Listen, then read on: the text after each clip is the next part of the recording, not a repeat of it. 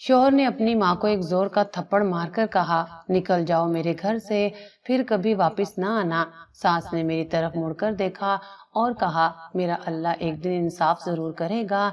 मैंने अपनी सास पर चोरी और बदकारी का इल्जाम लगाया था, जबकि वो तो बहुत नेक थी। बस मुझे उससे नफरत हो गई थी। शौहर ने सास को घर से निकाला तो अब मैं मजे से रहने लगी, लेकिन कुछ दिन बाद सास फौत हो गई। कचरे के ढेर से उनकी लाश मिली थी। सास के फौत होते ही अचानक मेरे दिल पर घबराहट शुरू हो गई। अक्सर मेरी तबीयत खराब रहती। डॉक्टर ने कहा, तुम एक लाइलाज बीमारी लग गई है, तुम भी कुछ दिन तक मर जाओगी। मैं बहुत रोई। एक दिन सफाई करते हुए अपने बेड की चादर हटाई तो मेरा दिल फट गया, क्योंकि वहां पर मेरा शौहर अपनी माँ से बेहद मोहब्बत करता था। शायद मोहब्बत भी कम लफ्ज है, वो तो उनके लिए ही जीता था। अक्सर लोगों की मोहब्बत में थोड़ी खुदगर्जी होती है, मगर उसकी मोहब्बत में एक अकीदत थी, जैसे माँ कोई देवी हो और बस उसी की इबादत करनी हो। वो अक्सर मुझे कहता, मेरी माँ ही मेरा सब कुछ है, उन्होंने मुझे पाला है। अगर वो ना होती तो आज मैं भी कुछ ना होता, बल्कि मैं भी कब का मर चुका होता। मैं जब ये सुनती तो एक बार को अच्छा भी लगता कि मेरा शौहर अपनी माँ से बहुत मोहब्बत करता है, उनकी कदर करता है, और सच में माँ अपने बच्चों के लिए जन्नत होती है। लेकिन जब वो मुझे इग्नोर करने लगता, मुझसे ज्यादा अपनी माँ की फिक्र करता, तो मुझे शदीद गुस्सा आता। उसका इस तरह हद से ज्यादा अपनी माँ की बात मानना और उनके आगे पीछे घूमना मुझे जहर लगने लगा था। ये सब कुछ देखकर एक चुभता हुआ एहसास अंदर ही अंदर मेरे दिल को कुचलने लगा था। मेरी शादी को अभी कुछ ही महीने गुजरे थे। हर लड़की की तरह मैंने भी बहुत से ख्वाब देखे थे। शादी के बाद मेरा शौहर मेरी हर फरमाइश पूरी करेगा, मुझे हर जगह घुमाने ले जाएगा, हम बड़े बड़े होटलों में जाएंगे, वहाँ एक साथ बैठेंगे और एक दूसरे को इतनी अहमियत देंगे कि बाकी दुनिया पीछे रह जाएगी। मगर हकीकत कुछ और निकली। वो घर आता तो सीधा माँ के कमरे में चला जाता, कभी उनके पाँव दबाता, कभी उनसे दिन भर की बातें करता, और मैं कमरे में बैठी उसके कदमों की चाप सुनती रहती। मैंने खुद को समझाया कि वक्त के साथ ये सब बदल जाएगा, लेकिन हर दिन पहले से ज्यादा फासले बढ़ा रहा था। एक शाम मैंने उससे कहा, तुम्हें मुझसे बात करने का वक्त नहीं मिलता, कभी हम बैठकर एक कप चाय साथ पी लें। वो हल्का सा मुस्कुराया और बोला, अम्मी बुला रही हैं, बाद में बैठते हैं। वो चला गया और मैं खिड़की से बाहर देखती रह गई। दिल में अजीब सा खला बढ़ता जा रहा था, मेरी बातों में, मेरे कपड़ों में, यहाँ तक के खाने में भी उसके लिए कोई खास कशिश नहीं थी। मैं कितना भी संवर लूं, वो एक नजर देखकर नजरें हटा लेता। कुछ दिन बाद मेरा ज़ब्त कमजोर होने लगा। मैं खुद से पूछती, क्या ये मेरा कसूर है कि मुझे अपनी जिंदगी में इतनी जगह नहीं दे रहा। हर रात जब वो अम्मी के कमरे से देर से वापस आता तो मैं करवट बदल कर सोने का बहाना करती, मगर दिल में एक अनजानी हसरत अंगड़ाइयां लेती रहती। फिर एक दिन मेरी बचपन की दोस्त नाइला घर आई। हम किचन में बैठे चाय पी रहे थे कि उसने अचानक कहा, तुम खुश नहीं लग रही, क्या हुआ? मैंने पहले हंसकर बात टाल दी, लेकिन नाइला ने मेरा हाथ पकड़कर कहा, बात छुपाने से बेहतर है कि कह दो, शायद कोई हल निकल आए। मैंने धीरे धीरे अपनी कहानी सुनाई, शौहर की मोहब्बत, माँ की अकीदत और मेरे दिल की खाली जगह। नाइला खामोशी से सुनती रही, फिर उसके चेहरे पर एक अजीब सा तासुर उभरा। अगर चाहो तो एक रास्ता है, उसने धीरे से कहा। मैं चौंक गई, क्या मतलब? वो आहिस्ता से बोली, एक आमिल है, बहुत ताकतवर, वो तावीज देगा, शौहर तुम्हारा दीवाना हो जाएगा, तुम देखना, वो तुम्हारे सिवा किसी को देखेगा भी नहीं। मेरा दिल एक लम्हे को धड़कना भूल गया। ये बात खौफनाक भी लगी और पुरकशिश भी। नाइला, ये सब सही नहीं लगता, ये गुनाह नहीं है, मैंने हिचकिचाते हुए पूछा। वो हंस पड़ी, गुनाह? अरे मोहब्बत पाने के लिए थोड़ा सा रास्ता बदल लो तो क्या बुरा है, तुम अपना हक वापस लोगी, किसी का कुछ नहीं छीन रही। मैं चुप हो गई। उसके अल्फाज मेरे दिल में किसी बीज की तरह गिर गए थे। मैंने कभी ऐसा सोचा भी नहीं था, मगर अब ख्याल आ ही गया था। उस रात मैं बिस्तर पर लेटी छत को घूरती रही। अगर ये सब मुमकिन हो सकता है, अगर वो वाकई मुझसे मोहब्बत करने लगे, अगर वो अपनी माँ से कम और मुझसे ज्यादा जुड़ जाए, तो फिर सब बेहतर हो जाएगा। اگلی صبح نائلہ کا میسج آیا، آج شام فارغ ہو تو ساتھ چلتے ہیں۔ میں نے فون بند کر دیا، مگر دن بھر اس میسج کے الفاظ دماغ میں گونجتے رہے۔ اگلے دن صبح سے ہی دل میں ایک انجانی ہلچل تھی۔ رات کو میں نے فیصلہ کر لیا تھا کہ آج جو بھی ہو میں نائلہ کے ساتھ جاؤں گی۔ ناشتے کی میز پر شوہر ہمیشہ کی طرح امی کے پاس بیٹھا تھا۔ میں نے جلدی جلدی چائے پی اور کہا، دوپہر کو محلے کی دوست سے ملنے جانا ہے۔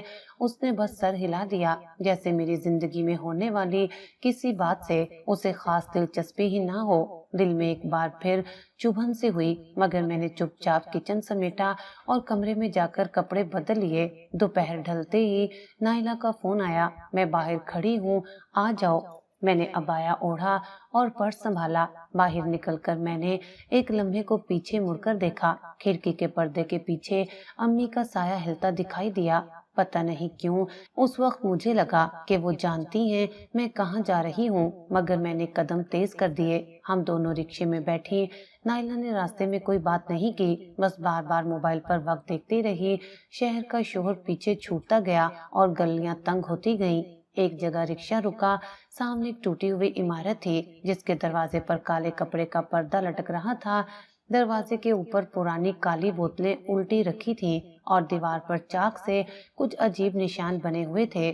میں نے نائلہ کی طرف دیکھا، وہ مسکرا کر بولی، یہی ہے۔ دروازے کے قریب پہنچتے ہی دل کی دھڑکن تیز ہو گئی۔ پردے کے پیچھے سے لوبان کی خوشبو اور دھوئیں کی مہک آ رہی تھی۔ نائلہ نے میرا ہاتھ مضبوطی سے تھام لیا، ڈرو مت، بس اندر چلنا ہے۔ اندر داخل ہوئی تو ایک لمبے کمرے میں مدھم روشنی تھی، جیسے بلب کو کسی کپڑے سے ڈھانپ دیا گیا ہو۔ کمرے کے ایک کونے میں لکڑی کا تخت بچھا تھا اور اس پر ایک بوڑھا شخص بیٹھا تھا، لمبی سفید داڑھی، چہرے پر جھریاں اور ماتھے پر ایک کپڑے کی پٹی۔ اس کے سامنے چھوٹی سی میز تھی جس پر کاغذ، دھاگے، تیل کے چراغ اور کچھ مٹی کے برتن رکھے تھے۔ میں ابھی ارد گرد دیکھ ہی رہی تھی کہ وہ شخص اچانک بولا، تم محبت چاہتی ہو مگر بیچ میں ماں ہے۔ میری ریڑھ کی ہڈی میں جیسے بجلی سی دوڑ گئی۔ میں نے دھیرے سے کہا، آپ کو کیسے پتا؟ وہ ہنس پڑا، ایک خشک اور گہری ہنسی جو میرے دل میں اتر گئی۔ یہی میرا کام ہے بیٹی، لوگ اپنی پریشانی لے کر آتے ہیں اور میں ان کا راستہ صاف کر دیتا ہوں۔ وہ میز پر جھکا اور ایک چھوٹا سا تعویذ نکالا جو کالے دھاگے میں لپٹا ہوا تھا۔ یہ لو، اسے دودھ میں گھول کر شوہر کو پلا دینا، بس چند دن لگیں گے اور وہ تمہارا ہو جائے گا۔ اس کی آنکھوں سے باقی سب دھندلا جائے گا۔ میں نے لرزتے ہاتھ سے تعویذ پکڑ لیا۔ نائلہ نے آہستہ سے میرے کان میں کہا، یہ بہت آزمودہ ہے، تم دیکھنا سب بدل جائے گا۔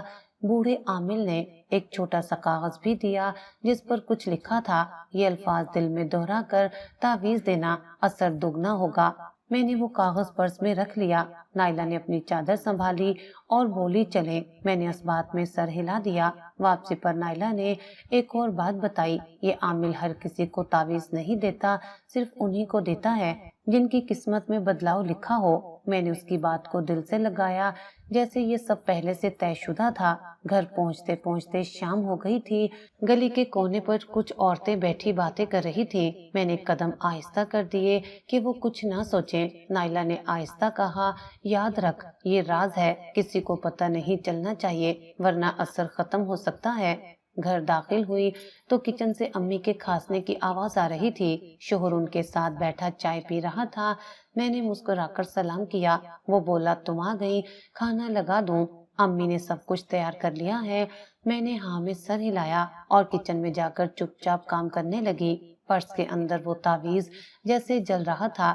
رات کو جب سب سو گئے، میں نے کمرے کا دروازہ بند کیا اور پرس سے تعویذ نکالا۔ کالی ڈوری میں لپٹا وہ چھوٹا سا کاغذ میرے ہاتھ میں بے جان سا تھا، مگر مجھے لگتا تھا اس میں کوئی پوشیدہ طاقت ہے۔ میں نے وہ الفاظ دوبارہ پڑھے جو عامل نے دیے تھے۔ باہر سے کتے بھونکنے کی آواز آ رہی تھی اور کھڑکی کے باہر ہوا چل رہی تھی۔ میں نے تعویذ کو اپنے کپڑوں کے بیچ چھپا دیا۔ یہ سوچتی رہی کہ کب اور کیسے اسے دودھ میں گھولوں۔ دل میں خوف بھی تھا مگر امید کا وزن اس سے زیادہ تھا۔ اگلے دن کا منصوبہ دماغ میں بنتا رہا۔ صبح ناشتے پر میں نے شوہر کی پسند کا کھانا بنایا۔ وہ حیرت سے بولا، آج تو بڑے اہتمام سے ناشتہ بنایا ہے۔ میں نے ہنس کر کہا، بس دل کیا کچھ خاص بناؤں۔ اس نے کھا کر تعریف کی اور یہ پہلی بار تھا کہ اس نے میرے ہاتھ کے کھانے کو سراہا۔ دل میں ایک ہلکی سی خوشی جاگی کہ شاید یہ بدلاؤ کا آغاز ہے، حالانکہ ابھی تعویذ کا استعمال نہیں کیا تھا۔ دن بھر میں نے سوچا کہ کب موقع ملے گا۔ دوپہر کو وہ دفتر گیا تو میں نے دودھ ابال کر فریج میں رکھ دیا، شام کو جب وہ واپس آئے گا تو شاید یہی وقت ہوگا۔ میں نے کچن کی ایک شیلف میں تعویذ اور وہ کاغذ رکھ دیا، اس خیال سے کہ جلدی سے نکال سکوں۔ شام کے وقت وہ آئے تو سیدھا امی کے کمرے میں گئے۔ میں نے اپنے دل کو سمجھایا کہ صبر کرو، چند دن بعد یہ سب بدل جائے گا۔ آج رات شاید پہلی بار وہ دودھ پی کر میرے کمرے میں زیادہ وقت گزارے گا۔ یہ سوچ کر میں نے کچن کا دروازہ بند کر لیا اور دودھ گرم کرنے لگی۔ پرس کے اندر چھپا وہ کاغذ اب مجھے اپنی دھڑکنوں کے ساتھ محسوس ہو رہا تھا، جیسے ہر لفظ میرا نام لے کر پکار رہا ہو۔ میں نے ایک بار پھر خود سے کہا، بس ایک قدم اور پھر سب بدل جائے گا۔ میں نے رات کے دودھ میں تعویذ گھولا۔ کچن کی ہلکی روشنی میں دودھ کا رنگ معمولی سا بدلا ہوا لگ رہا تھا، مگر شاید یہ صرف میرا وہم تھا۔ کپ ہاتھ میں پکڑا تو ہتھیلیوں میں پسینہ تھا، دل تیز دھڑک رہا تھا جیسے کوئی جرم کرنے جا رہی ہوں۔ کمرے میں گئی تو وہ بستر پر بیٹھا موبائل دیکھ رہا تھا۔ میں نے کپ اس کے سامنے رکھا، وہ مسکرا کر بولا، واہ آج تو خود اپنے ہاتھ سے۔ میں نے مصنوعی ہنسی ہنسی، دل کیا کہ تمہیں دودھ پلاؤں۔ اس نے دودھ کا گھونٹ لیا اور میں نے نظریں ہٹا لی۔ ایسا لگ رہا تھا جیسے ہر لمحہ گزرنے میں صدی لگ رہی ہو۔ چند ہی منٹ بعد اس کے چہرے کا انداز نرم سا ہو گیا، وہ میری طرف دیکھنے لگا اور کہا، آج تم کچھ اور ہی لگ رہی ہو۔ یہ پہلا موقع تھا کہ اس کی آنکھوں میں فقط میرا عکس تھا، نہ کوئی جلدی نہ کوئی بیزاری۔ اگلے دن وہ دفتر سے آتے ہوئے ایک پیکٹ لایا۔ میں نے کھولا تو اندر وہ پردے تھے جن کا میں نے مہینے پہلے ذکر کیا تھا۔ میں حیران رہ گئی، یہ تو بالکل ویسے ہیں جیسے میں نے چاہے تھے۔ وہ ہنسا، یاد ہے تم نے کہا تھا کہ یہ ڈرائنگ روم میں اچھے لگیں گے۔ دل میں ہلکا سا اطمینان ہوا اور ساتھ ہی ایک سوال بھی، کیا یہ سب تعویذ کا اثر ہے یا اس کا دل بدل رہا ہے؟ اسی شام امی نے پوچھا، بیٹا دوا کھا لی؟ وہ اخبار پڑھ رہا تھا، اس نے سنے انسنی کر دی۔ پہلے تو وہ امی کی ہر بات کا جواب دیتا تھا، مگر آج جیسے اس نے جان بوجھ کر نظر انداز کیا۔ میں نے دل میں شکر ادا کیا، مگر کہیں ہلکا سا ڈر بھی پیدا ہوا کہ شاید فاصلے بڑھتے جائیں گے۔ اس کے بعد روز ہی کچھ نہ کچھ نیا ہونے لگا۔ وہ دفتر سے سیدھا میرے پاس آتا، گھنٹوں باتیں کرتا، کبھی ہم مل کر کھانا پکاتے، کبھی چھت پر جا کر چائے پیتے۔ ایک رات اس نے کہا، یاد ہے شادی کے بعد ہم نے کہا تھا کہ کبھی چھت پر بیٹھیں گے، آج پورا کر لیتے ہیں۔ ہم نے دیر تک شہر کی روشنیوں کو دیکھا اور وہ بس میری بات سنتا رہا۔ راتوں کو وہ خواب میں میرا نام پکارتا، میں جاگتی تو اس کے ہونٹ ہل رہے ہوتے جیسے کسی سے بات کر رہا ہو۔ ایک رات میں نے قریب ہو کر سنا، میں تمہارے بغیر نہیں رہ سکتا۔ دل ایک لمحے کو رک سا گیا۔ امی کے کمروں کی بتیاں بجھنے لگی۔ پہلے وہ ہر شام ان کے کمرے میں جا کر بیٹھتا تھا، اب بس کبھی کبھار جھانک لیتا۔ امی اکیلے ٹی وی دیکھتی اور میں جان بوجھ کر ان سے بات کرنے سے گریز کرنے لگی۔ میری ہنسی میں پہلی بار جیت کا غرور چمکا، جیسے برسوں بعد میں نے اپنی جگہ بنا لی ہو۔ نائلہ کو میں نے فون کیا، وہ خوشی سے ہنسنے لگی، تو پھر اثر ہوا۔ میں نے آہستہ کہا، ہاں وہ میرا ہو رہا ہے۔ نائلہ نے نصیحت کی، چند دن اور پلا دو، پھر رک جانا، زیادہ نہ کرنا ورنہ الٹا اثر بھی ہو سکتا ہے۔ میں نے سادگی سے پوچھا، کچھ نقصان تو نہیں؟ وہ بولی، محبت میں حساب کون کرتا ہے؟ میں نے بات ختم کی، مگر دل میں اس جملے کو بار بار دہراتی رہی۔ اگلے دن اس نے تجویز دی، کل کہیں باہر چلتے ہیں، بس تم اور میں۔ یہ بات سن کر حیرانی ہوئی، کیونکہ پہلے اس کے ہر پلان میں امی شامل ہوتی۔ ہم پارک گئے، آئس کریم کھائی اور دیر تک باتیں کرتے رہے۔ اس دوران اس نے کئی بار میرا ہاتھ پکڑا اور ہر بار مجھے لگا جیسے یہ وہی چاہت ہے جو میں نے برسوں دیکھی تھی۔ گھر واپس آئے تو امی لان میں بیٹھی تھی۔ وہ بولی، بیٹا تم تو پورا دن باہر تھے، میں انتظار کرتی رہی۔ وہ بس ہلکا سا مسکرایا اور اندر چلا گیا۔ میں نے ایک لمحے کو امی کے چہرے کو دیکھا، وہ خاموش تھی مگر ان کی آنکھوں میں سوال چھپے ہوئے تھے۔ رات کو وہ دیر تک میرے ساتھ بیٹھا، ہم نے ساتھ کھانا کھایا، پرانی تصویریں دیکھی۔ ایک تصویر میں اس کی بچپن کی سالگرہ تھی جس میں وہ امی کے ساتھ کیک کاٹ رہا تھا۔ میں نے تصویر واپس رکھ دی۔ دل میں ایک عجیب سا احساس تھا کہ میں اس یاد سے مقابلہ کر رہی ہوں۔ چند دنوں میں اس کی عادتیں مزید بدلنے لگی۔ وہ مجھ سے پوچھے بغیر کچھ نہیں کرتا، یہاں تک کہ دفتر جانے سے پہلے بھی کہتا، کچھ چاہیے تو بتا دو۔ ایک دن میں نے کہا، امی کے لیے دوائی لے آنا، تو اس نے ٹال دیا۔ کل لے آؤں گا، آج دیر ہو رہی ہے۔ یہ سن کر مجھے احساس ہوا کہ وہ واقعی میری طرف جھکنے لگا ہے۔ میں نے تعویذ دودھ میں گھولنے کا سلسلہ جاری رکھا۔ کبھی کبھی وہ کہتا آج دودھ بہت میٹھا ہے، کیا ڈالا ہے؟ میں ہنس کر کہتی بس پیار، اور وہ مسکرا دیتا۔ امی کی آوازیں اب گھر میں مدھم پڑ گئی تھی۔ پہلے وہ ہر بات پر تبصرہ کرتی تھی، کبھی کوئی ترکیب بتاتی، کبھی کہتی کھانا نمکین ہے یا پھیکا، مگر اب وہ زیادہ تر چپ رہتی تھی۔ شام کے وقت جب میں اور وہ لان میں بیٹھتے تھے، اب وہ لمحے غائب ہو گئے تھے۔ کھانے کی میز پر بھی فرق آ گیا تھا۔ پہلے 3 پلیٹیں لگتی، اب اکثر 2 ہی رہ جاتی۔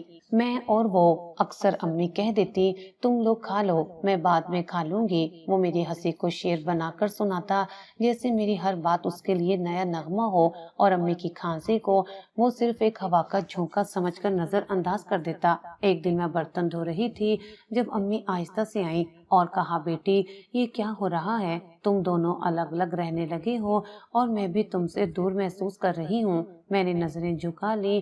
میں نے تو کچھ نہیں کیا۔ یہ الفاظ میرے ہونٹوں سے نکلے مگر دل میں ایک چھوٹا سا کانٹا چبھ گیا۔ وہ میری ذرا سی بیزاری پر بھی ہڑبڑا کر معافی مانگتا۔ ایک دن رات کا کھانا دیر سے تیار ہوا تو اس نے کہا کوئی بات نہیں، ہم باہر کھا لیں گے، اور فوراً مجھے گاڑی میں بٹھا کر ہوٹل لے گیا۔ واپس آئے تو امی دروازے کے پاس بیٹھی تھی۔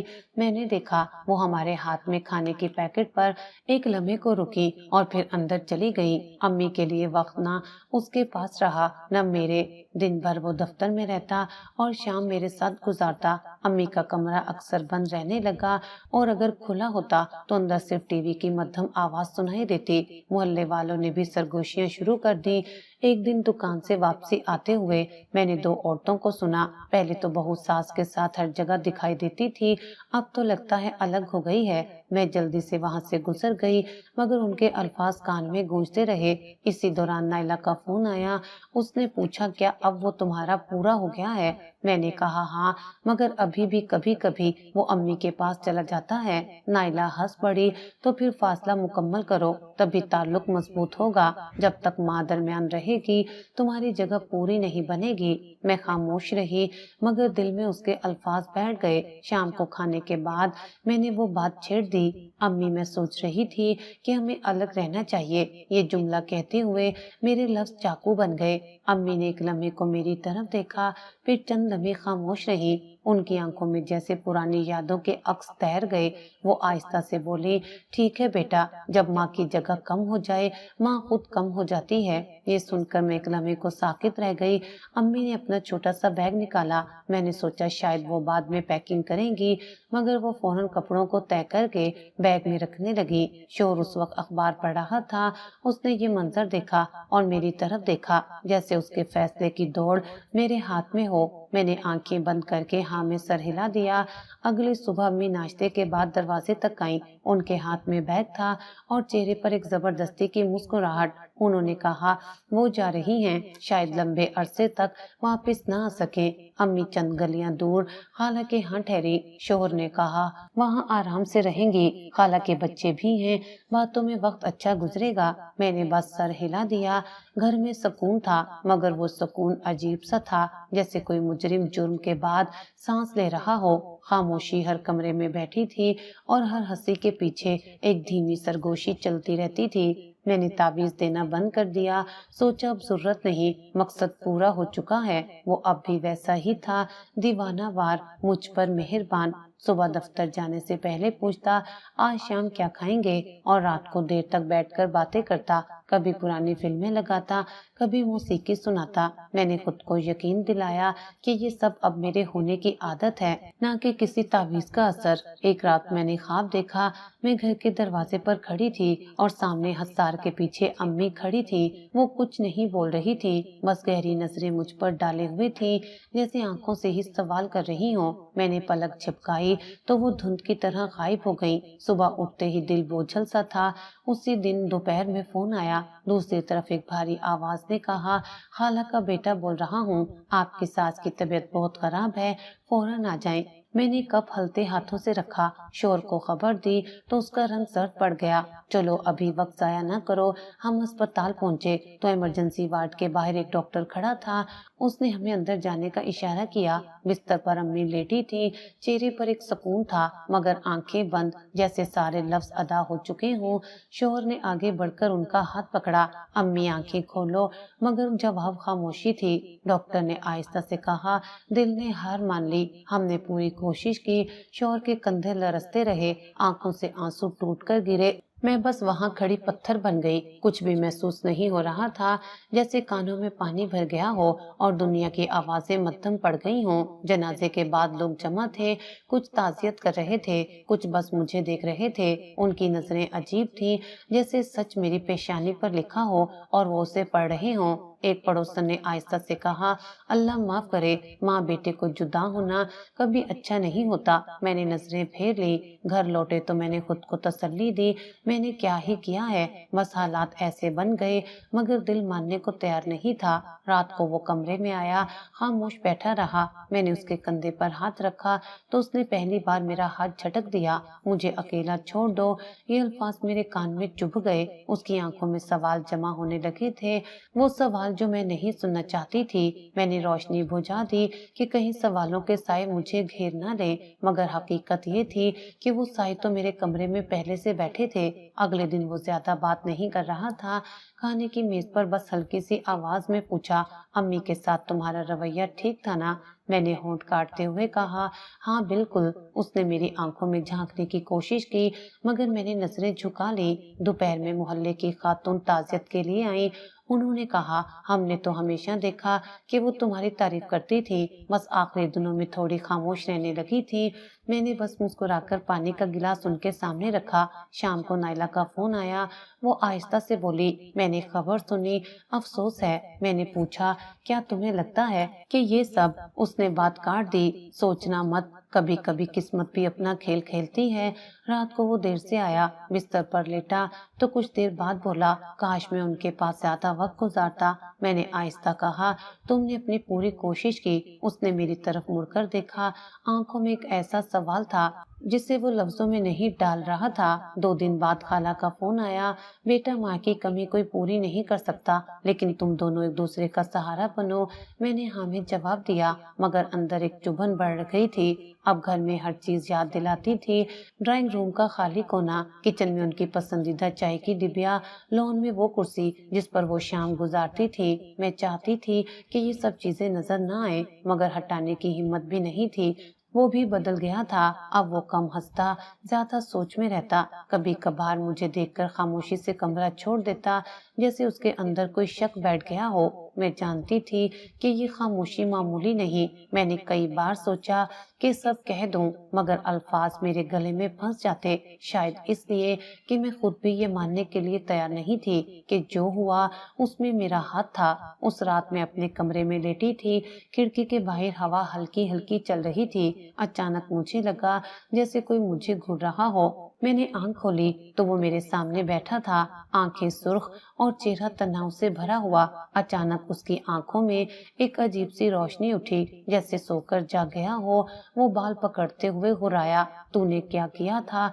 उसके लहजे में ऐसी सख्ती थी जो पहले कभी नहीं थी। मैंने रोकर कहा, कुछ नहीं, मुझे कुछ नहीं पता। दिल जोर जोर से धड़क रहा था, मगर अल्फाज खुद ब खुद निकल गए। वो हंसा नहीं, रोया भी नहीं, सिर्फ अलमारी की तरफ गया, दरवाजा खोला और अंदर से एक बड़ा आईना निकाला। उस आईने को मेरे सामने किया और जैसे मेरा सांस रुक गया। मेरा चेहरा स्याह था, बिल्कुल स्याह, जैसे किसी ने कालक मल दी हो। मैं चीख उठी, हाथों से चेहरा मलने लगी, मगर कालक उतरती न थी। हर बार उंगलियां चेहरे पर फिसल जाती और धब्बे जैसे मजीद गहरे हो जाते। वो बोला, सच बताओ, वरना ये स्याही सबको दिखाऊंगा। उसकी आवाज में धमकी थी और मैंने पहली बार महसूस किया कि ये मामला सिर्फ हमारे दरमियान नहीं रहेगा। मैंने दोबारा आईने में देखा, आंखों के गिर्द गहरे धब्बे थे, लबों पर एक मोटी स्याह लकीर खिंची हुई थी। ये सब देखकर मुझे नाइला की आवाज याद आई, یہ راز کسی کو نہ پتا چلے۔ اس وقت یہ جملہ ایک مشورہ لگتا تھا، اب یہ کسی بد دعا کی طرح گونج رہا تھا۔ میں نے نظریں چرائیں لیکن دل میں ایک سوال آیا، کیا یہ سب محض وہم ہے؟ لیکن جب میں نے دوبارہ شوہر کی طرف دیکھا تو اس کی آنکھوں میں بھی نفرت کی کالی سیاہی تھی، جیسے میرے اندر کا زہر اس تک پہنچ چکا ہو۔ وہ اچانک میری طرف بڑھا اور میرا فون میز سے اٹھا لیا۔ میں نے روکنے کی کوشش کی مگر اس نے ایک جھٹکے سے ہاتھ پیچھے کر لیا۔ فون کی اسکرین پر اس کی انگلی تیزی سے چل رہی تھی۔ لاک کھول کر دیکھا، پیغامات کھولے اور پھر ایک کے بعد ایک اسکرین شاٹ دیکھتا گیا۔ نائلہ کا نام بار بار چمک رہا تھا۔ اس کے ہونٹ سختی سے بند ہو گئے۔ یہ سب کیا ہے؟ اس نے فون میری طرف بڑھایا۔ میں نے کچھ کہنے کے لیے منہ کھولا مگر الفاظ گلے میں اٹک گئے۔ وہ بولا، کل صبح ہم اسی عامل کے پاس جائیں گے اور یہ سب میرے سامنے ختم کرو گی۔ اس نے فیصلہ سنانے کے بعد فون جیب میں ڈال دیا۔ میں نے سر جھکا دیا۔ محسوس ہوا کہ وہ سیاہی جو آئینے میں نظر آ رہی تھی اب گردن تک اتر آئی ہے۔ سانس لینا مشکل ہو رہا تھا۔ کمرے میں خاموشی ایسی تھی جیسے دیواریں بھی سن رہی ہوں۔ وہ بستر کے دوسرے کنارے جا کر بیٹھ گیا مگر سویا نہیں۔ میں کروٹ بدل کر لیٹ گئی مگر نیند تو جیسے کہیں اور ہی تھی۔ رات بھر آئینہ کمرے میں میرے سامنے رکھا رہا۔ اس کا منہ میری طرف تھا۔ ہر بار جب آنکھ کھلتی مجھے لگتا کہ آئینے کے اندر میرا سیاہ چہرہ مسکرا رہا ہے۔ رات کے آخری پہر میں نے آہستہ سے اٹھ کر کچن میں جانا چاہا مگر اس نے کہا، جہاں ہو وہیں رہو، صبح تک یہی ہوگا، صبح تک یہی ہوگا۔ میں دوبارہ بستر پر آ کر بیٹھ گئی۔ کمرے کا ہر کونا جیسے مجھ پر بوجھ ڈال رہا تھا۔ صبح ہونے میں ابھی وقت تھا مگر میرے ذہن میں رات کا ہر لمحہ کسی فلم کی طرح دہرا رہا تھا۔ میں نے کوشش کی کہ چہرہ دھو لوں مگر اندر سے ڈر رہا تھا کہ اگر یہ سچ میں ہے تو پھر لوگ مجھے کیسے دیکھیں گے، محلے والے، رشتے دار، سب کے سامنے میرا کیا رہ جائے گا۔ وہ بھی صبح تک جاگتا رہا، کبھی فون دیکھتا، کبھی آئینے میں میرا چہرہ۔ ایک بار بولا، تم سوچتی تھی یہ سب راز رہے گا؟ میں نے کوئی جواب نہیں دیا۔ وہ بولا، تمہارے ہر پیغام، ہر کال، ہر رقم کا حساب میرے پاس ہے۔ میں نے محسوس کیا کہ اب وہ صرف شوہر نہیں رہا، وہ ایک ایسا جج بن گیا ہے جو مجھ سے حساب لینے والا ہے، اور میں ایک ایسی ملازمہ ہوں جس کے پاس نہ وکیل ہے نہ کوئی گواہ۔ صبح کی روشنی کھڑکی سے اندر آئی تو مجھے لگا کہ شاید سیاہی کم ہو گئی ہو۔ میں نے ایک جھلک آئینے میں دیکھی مگر نہیں، وہ ویسی ہی گہری تھی۔ میں نے چادر منہ پر ڈال لی۔ اس نے کپڑے بدلے اور بولا، تیار ہو جاؤ، ہم جا رہے ہیں۔ میں جانتی تھی کہ یہ دن میری زندگی کا وہ موڑ ہوگا جس سے واپسی ممکن نہیں۔ صبح ہم اسی سنسان گلی میں پہنچے۔ راستے میں وہ ایک لفظ بھی نہیں بولا۔ گلی میں پہنچتے ہی مجھے کچھ عجیب لگا۔ وہ پردہ جو دروازے پر لٹکا ہوتا تھا غائب تھا، دروازہ کھلا ہوا تھا اور اندر کی خاموشی عجیب سی تھی۔ ہم دونوں اندر داخل ہوئے تو حیرانی مزید بڑھ گئی۔ وہاں نہ دھواں تھا نہ لوبان کی خوشبو، بس خالی چارپائیاں دھول سے اٹی ہوئی رکھی تھیں۔ دیوار پر کیل کے نشان تھے، جیسے وہاں تصویریں یا تعویذ لٹکے ہوں اور انہیں جلدی میں اتار دیا گیا ہو۔ شوہر آگے بڑھا اور ایک کونے میں پڑی ایک تصویر کو دیکھا۔ اس کا ایک کونا دیوار کے ساتھ اٹکا ہوا تھا۔ اس نے اسے کھینچ کر الگ کیا تو پیچھے ایک کاغذ نکلا۔ کاغذ پر میرا نام صاف لکھا ہوا تھا اور اس کے نیچے ایک تاریخ درج تھی، بالکل وہ دن جب میں پہلی بار یہاں آئی تھی۔ ساتھ ہی ایک ادھوری دعا یا عبارت لکھی تھی جیسے جلدی میں کاٹ دی گئی ہو۔ اس نے کاغذ میری طرف بڑھایا، یہ دیکھو، یہ تمہارا ثبوت ہے کہ یہ سب سوچا سمجھا کام تھا۔ اتنے میں پچھلے کمرے سے ایک بوڑھی پڑوسن نکل آئی، ہاتھ میں ایک چھوٹا سا کپڑا تھا اور چہرے پر حیرانی۔ اس نے ہمیں دیکھا اور کہا، بیٹا راتوں رات سب بھاگ گئے۔ ہم دونوں نے ایک ساتھ پوچھا، کیوں؟ وہ آہستہ سے بولی، یہ لوگ ہر مہینے جگہ بدلتے ہیں، عورتوں کو بہلا کر پیسے بٹورتے ہیں، کسی کو کچھ پتہ نہیں چلتا اور یہ غائب ہو جاتے ہیں۔ میرے پیروں کے نیچے سے زمین ہلنے لگی۔ یہ سب صرف ایک دھوکہ تھا۔ میں نے آنکھیں بند کر کے سوچا، تو کیا وہ تعویذ، وہ الفاظ سب ایک کھیل تھا؟ شوہر نے فوراً موبائل نکالا اور نائلہ کو کال ملائی۔ فون بند تھا۔ اس نے فون دوبارہ کیا، پھر میسج بھیجا مگر کوئی جواب نہیں آیا۔ اس کا لہجہ سخت ہو گیا۔ اب نائلہ کے گھر۔ ہم دونوں تیزی سے اس کے محلے پہنچے۔ گلی میں داخل ہوتے ہی دیکھا کہ دروازہ مقفل تھا۔ اندر سے ہنسی کی پرانی گونج جیسے مٹ چکی تھی۔ کوئی جواب نہ ملا۔ اتنے میں ایک پڑوسی عورت آئی۔ और सरगोशी में बोली, वो तो कल शाम सामान उठाकर कहीं चली गई, कोई नहीं जानता कहाँ गई है। हम वापस मुड़ने ही वाले थे कि एक लड़का सामने आया। उसने हमें पहचाना और कहा, आप लोग नाइला को ढूंढ रहे हैं? शोहर ने कहा, हाँ, तुम जानते हो वो कहाँ गई? लड़के ने कंधे उचकाए, पता तो नहीं, मगर एक बात जानता हूँ कि नाइला का भाई है। इस गिरोह में रकम वही वसूल करता है। अक्सर गाड़ी लेकर आता था और फिर दोनों गायब हो जाते थे। शोहर ने मेरी तरफ देखा, आंखों में सख्ती और मायूसी का मिला जुला रंग था। मोहब्बत के नाम पर जुर्म हुआ है। उसने धीरे मगर ठोस लहजे में कहा। मैंने पहली बार अपनी जुबान से वो अल्फाज निकाले जो अंदर दबे थे, मैं मुजरिम हूँ मगर तन्हा नहीं। ये कहकर मैंने नजरें झुका ली। वो लम्हा ऐसा था कि हमें समझ आ गया, ये मामला सिर्फ एक घर की कहानी नहीं रहा, ये एक पूरा जाल था जिसमें न जाने कितनी औरतें फंस चुकी थीं। उसने कहा, हम पुलिस के पास जाएंगे, ये सब खत्म होना चाहिए। मैंने इस बात में सर हिलाया, मगर दिल के किसी कोने में खौफ था कि उसके बाद मेरा राज सबको पता चल जाएगा। फिर सोचा शायद यही सजा है। हमने गली से बाहर निकलते हुए आखिरी बार उस मुकफल दरवाजे को देखा। दरवाजा जैसे हमारी कहानी का एक बाब बंद कर रहा था, मगर एक नया बाब शुरू होने वाला था। घर लौटकर वो सीधा अम्मी के कमरे में गया। मैं पीछे पीछे चलती रही। उसने अलमारी खोली, फिर एक एक करके दराजे निकालने लगा। पुराने लिफाफे, दवाइयों के नुस्खे और कुछ पुरानी तस्वीर जिनमें वो और अम्मी मुख्तलिफ मौकों पर साथ थे। एक कोने में एक फोल्डर सा नजर आया। उसने निकाला और खोला तो अंदर एक कागज था। उस पर सिर्फ लिखा था, मेरा घर बेटे और बहू के मुश्तरका नाम रहेगा। जैसे ही मैंने वो जुमला पढ़ा, मेरे हाथ काम गए, आंखों से वो हर्फ धुंधला गए। मैंने अपनी सांस को काबू में रखने की कोशिश की, मगर हलक खुश्क हो गया। उसी दौरान उसने दराज के नीचे से एक पुराना मोबाइल फोन निकाला। उसमें चंद व्हाट्सएप मैसेजेस और एक वॉइस नोट थी। उसने प्ले दबाया तो अम्मी की आवाज गूंजी, नरम और थकी हुई, बेटी, अगर कभी मैं कम हो जाऊं तो मुझे याद रखना, मैंने तुम्हें बेटी समझा है। मेरी सांस जैसे कहीं अटक गई। उसने मोबाइल बंद करके आहिस्ता आहिस्ता आंखें मूंद ली। फिर बोला, वो तुम्हें अपना घर दे रही थी और तुमने उनसे घर छीन लिया। मैंने मुंह खोला, मगर कोई लफ्ज नहीं निकल सका। कमरे की खामोशी में सिर्फ घड़ी की टिक टिक सुनाई दे रही थी। अगले दिन मोहल्ले की कुछ औरतें ताजियत के लिए आईं। ताजियत के अल्फाज के साथ साथ उनके लहजे में हल्का सा तंज भी था।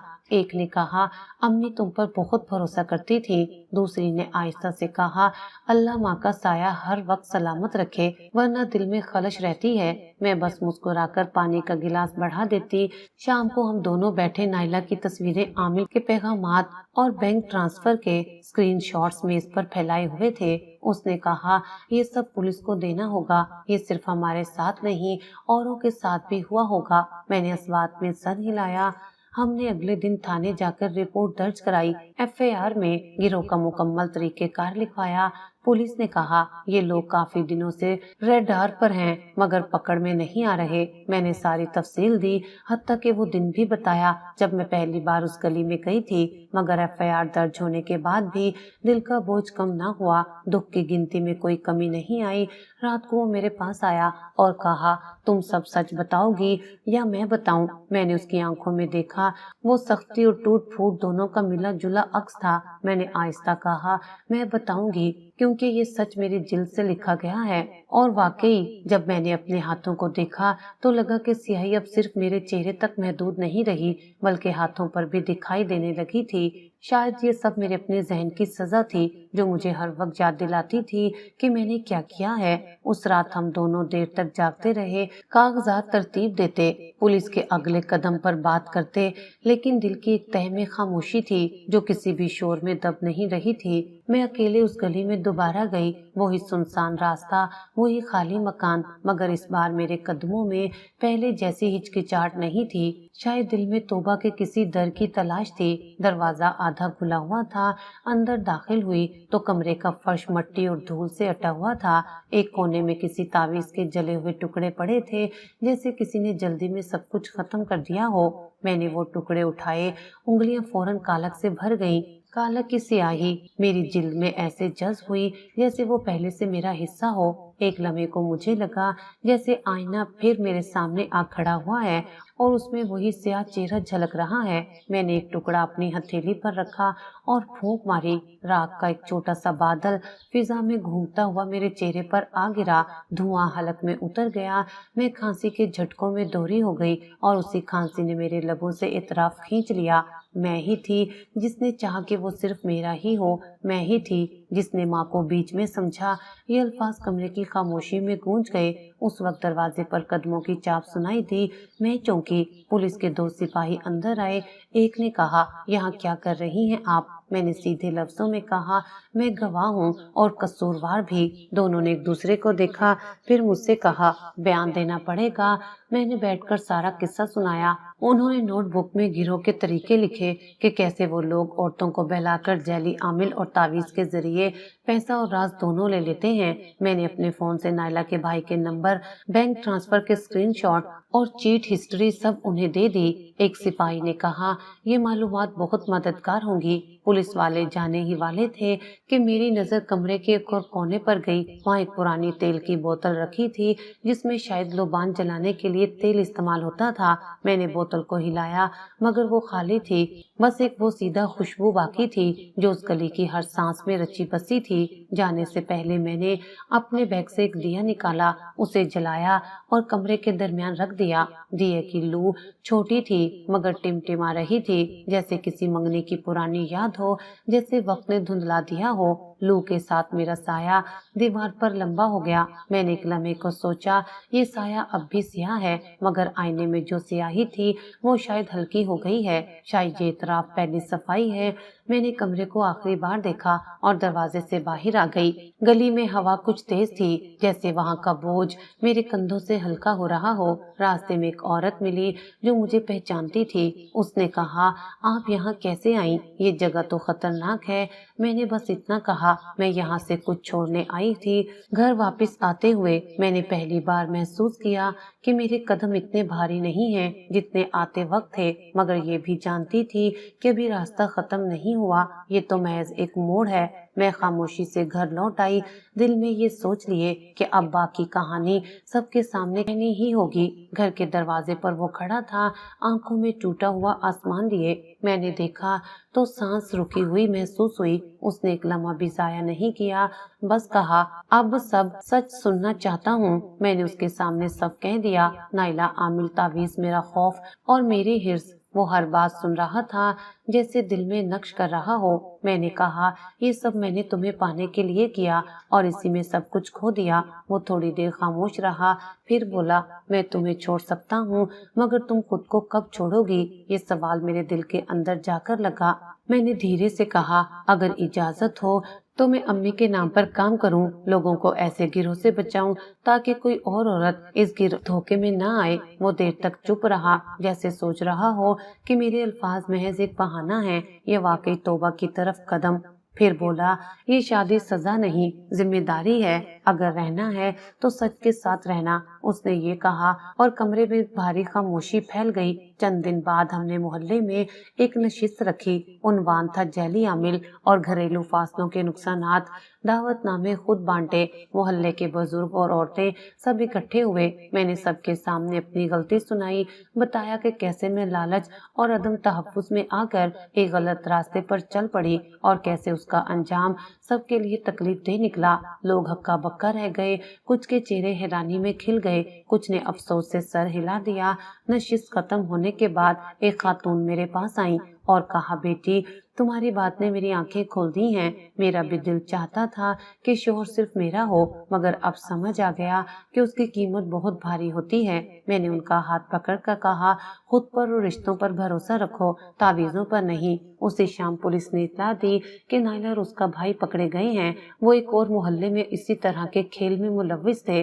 मैंने उनके चेहरे देखे, वो भी स्याह थे, शायद सिर्फ गुनाह की वजह से नहीं बल्कि उस निजाम की गर्द से جو ایسے لوگوں کو پھلنے پھولنے دیتا ہے۔ نائلہ کی نظریں مجھ سے ملی مگر اس میں شرمندگی نہیں، صرف خالی پن تھا۔ رات کو میں نے آئینے میں دیکھا تو سیاہی بہت کم تھی مگر مکمل ختم نہیں ہوئی تھی۔ شاید کچھ نشان ایسے ہوتے ہیں جو زندگی بھر رہتے ہیں، ہمیں یاد دلانے کے لیے کہ ہم کہاں تک گر سکتے ہیں۔ میں نے چراغ بجھایا اور دل میں امی کی آواز سنی۔ جب ماں کی جگہ کم ہو جائے میں نے سرگوشی کی، امی اب جگہ خالی نہیں رہے گی۔ وہ میرے پاس نہیں تھی مگر میں نے محسوس کیا جیسے ان کا حصار گھر کی دیواروں میں بن گیا ہے۔